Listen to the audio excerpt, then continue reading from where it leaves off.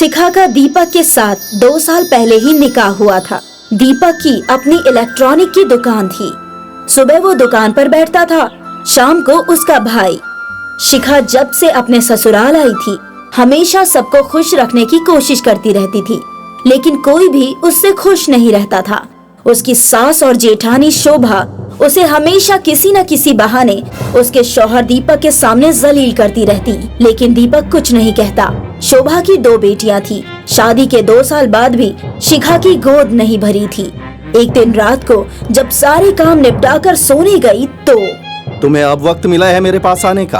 अरे यार, तुम काम जल्दी क्यों नहीं खत्म कर लेती हो?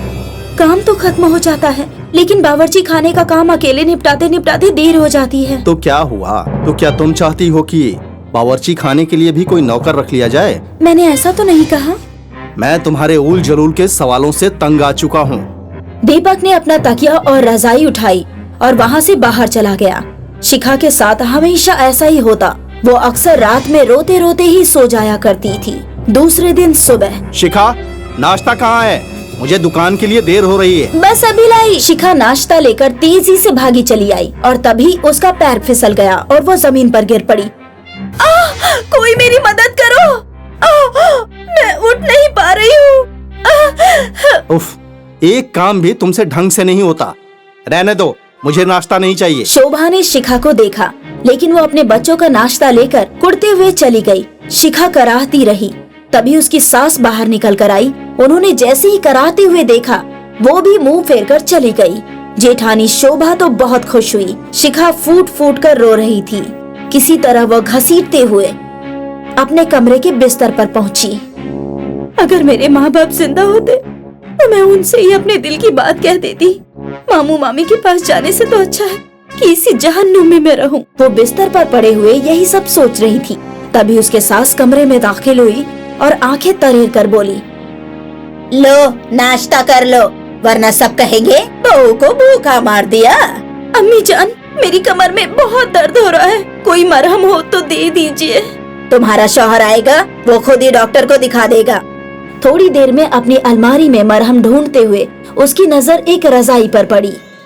वो उसकी नानी की दी हुई रजाई थी। उसे तो याद भी नहीं था जब वो विदा होकर ससुराल आ रही थी तब नानी ने उसे रजाई देते हुए कहा था, बेटी, मेरे पास तुम्हें देने के लिए कुछ भी नहीं है, बस ये नई रजाई है। ये तुम्हारे बहुत काम आएगी। अगर तुम्हारे मामू मामी ने देख लिया तो इसे भी ले लेंगे।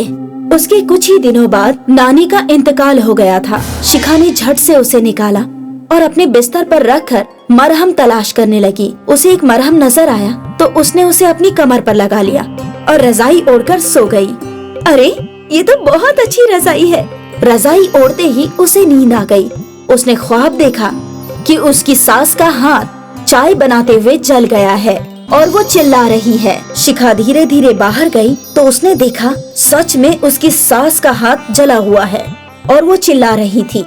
वो सोचने लगी कि ये नानी की रजाई कहीं जादुई रजाई तो नहीं। शिखा भी सास को वैसे ही छोड़कर कमरे में आ गई। ये गलत है, मुझे ऐसा नहीं करना चाहिए था। अगर मैं भी उनकी तरह हरकत करूंगी तो मुझ में और उनमें क्या फर्क रह जाएगा। यही सोचकर उसने मरहम लिया और सास के जख्म पर लगा दिया और उनके पास ही बैठी रही। अरे बहू, तुम्हारी कमर का दर्द कैसा है? पहले से आराम है, पर चलने में मुश्किल हो रही है। जाओ, जाकर आराम कर लो। शोभा से कहती हूँ कुछ खाने के लिए बना दे। शिखा अपने कमरे में आ गई। उसने रजाई ओढ़ी और सो गई। जैसे ही उसकी आंख लगी उसने ख्वाब में देखा कि उनकी दुकान में चोरी हो गई। वो झट से उठ गई। उसके कानों में दीपक की आवाज आई, अम्मा, अम्मा, कहाँ हैं सब लोग? अरे, क्यों इतना शोर मचा रहा है? शिखा को मैंने ही भेजा है आराम करने के लिए। उसे कमर में दर्द हो रहा है, उसे डॉक्टर को दिखा दे। और मेरा भी हाथ जल गया है, कोई दवाई ले आना। ठीक है अम्मा, अभी जा रहा हूँ। शिखा दीपक के साथ डॉक्टर के पास गई। डॉक्टर ने उसे इंजेक्शन लगाकर कुछ दवाइयाँ दी और कहा, 2-4 दिन पूरा आराम करने के बाद सब ठीक हो जाएगा। शुक्र है कि बच्चे को कोई नुकसान नहीं पहुंचा। आपका बच्चा सही सलामत है। क्या मैं बाप बनने वाला हूँ? अब मुझे तो खुद ही मालूम नहीं था। वाह, ये तो बहुत खुशी की खबर है। वापस आते समय शिखा बोली, भाई साहब दुकान में ठीक से ताला लगाकर तो आते हैं ना? क्यों? शिखा ने अपनी ख्वाब वाली सारी बातें उन्हें बताई। पहले तो उन्हें यकीन नहीं हुआ, उसके बाद उन्होंने कहा ठीक है चलो देख लेता हूँ। रात के 10 बज गए थे। वहाँ पहुँचकर उन्होंने देखा तो वाकई 2 चोर उनकी दुकान का ताला तोड़ रहे थे। दीपक ने स्कूटर रोका और एक रॉड लेकर उनकी तरफ दौड़े। रुको तुम दोनों। उसकी आवाज सुनकर वो दोनों भागकर अंधेरे में गुम हो गए। ओह, आज तो वाकई तुम्हारे ख्वाब ने दुकान लूटने से बचा लिया। अगर मेरी कमर में दर्द ना होता तो शायद अम्मी जान का हाथ भी नहीं जला होता। मतलब? शिखा ने उसे रजाई वाली बात और पहले ख्वाब की बात बताई। क्या? ये तो बड़ी अजीब बात है। चलो बैठो, घर चलते हैं। शिखा को देखते ही क्या कहा डॉक्टर ने? अम्मा, आज शिखा ने बहुत बढ़िया खबर सुनाई है। आप दादी बनने वाली हैं। दीपक ने अम्मी को शिखा की नानी की जादुई रजाई और ख्वाब वाली बात बताई। ये सारी बात उसकी जेठानी शोभा ने भी सुन ली थी। आ बहू, मेरे पास आकर बैठ। शिखा उनके पास बैठी तो उन्होंने बड़ी मोहब्बत से उसका सिर सहलाते हुए कहा, तुम्हारा जो भी खाने का दिल करे बेझिझक बता देना। अब मैं खाना बनाने की जिम्मेदारी शोभा को दे दूंगी। वो सारा दिन आराम करती रहती है। मेरे घर में इतने दिनों बाद इतनी बड़ी खुशखबरी आई है। चाचा, जाकर आराम कर ले अब। शिखा उठकर चली गई। मेरे लिए अचानक सबका रवैया कैसे बदल गया? जरूर नानी की रजाई का जादू है। बिस्तर पर आकर वो रजाई ओढ़कर सोने ही वाली थी कि दीपक आ गया। उसके हाथ में खाने की थाली थी। शिखा उठो, खाना खा लो। मुझे बेहद अफसोस है कि मैंने तुम्हारे साथ बुरा बर्ताव किया। मुझे माफ कर दो। मुझे बहुत नींद आ रही है, मुझे सोने दीजिए, मैं बाद में खा लूंगी। आप ढककर रख दीजिए। वो रजाई से मुंह ढककर सो गई। रात में उसने ख्वाब में देखा कि उसकी कमर का दर्द बिल्कुल ठीक हो गया है और उसकी सास का हाथ भी, बल्कि उनके हाथ पर तो जलने का निशान भी गायब है। वाह, मैंने तो एक और ख्वाब देखा। क्या देखा? जल्दी बताओ। शिखा ने बताया। दीपक उठकर कमरे से बाहर गया और देखा कि अम्मी बड़ी ही हैरानी के साथ अपने हाथों को उलट पुलट कर देख रही थी। अम्मा, आपका हाथ ठीक हो गया ना? हाँ, वही तो देख रही हूँ कि निशान तक गायब हो गया। शिखा ने बिल्कुल यही ख्वाब देखा था। अच्छा, शोभा ने ये बात सुनी तो इसकी रजाई तो मुझे भी ओढ़कर देखनी होगी।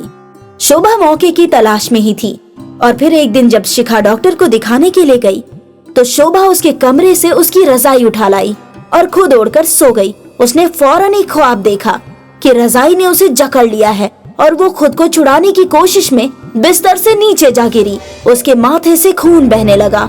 जब उसकी नींद खुली तो वो जमीन पर गिरी हुई थी और उसके माथे से खून बह रहा था। अरे, ये कैसे मुमकिन है? उसके ख्वाब में तो हमेशा अच्छी चीजें ही आती हैं और मेरे ख्वाब में तो मेरा ही नुकसान हो गया। वो उठी और उसने अपने माथे का खून साफ किया और जल्दी से रजाई को लेकर शिखा के कमरे में गई। अरे भाभी, ये रजाई आपके पास है? मैं सोच रही थी कि शायद मैं कहीं रखकर भूल गई। शिखा, तुम बहुत अच्छी हो, इसीलिए ये रजाई तुम्हें अच्छे ख्वाब दिखाती है। मुझे तो इसने मेरे गलत बर्ताव की सजा दी है। मुझे माफ कर दो बहन। अब से हम दोनों बहनों की तरह रहेंगे। शोभा और शिखा एक दूसरे के गले लग गई। शिखा को उस जादुई रजाई ने उसका हक दिलवा दिया था और सब लोग बड़ी ही मोहब्बत से रहने लगे।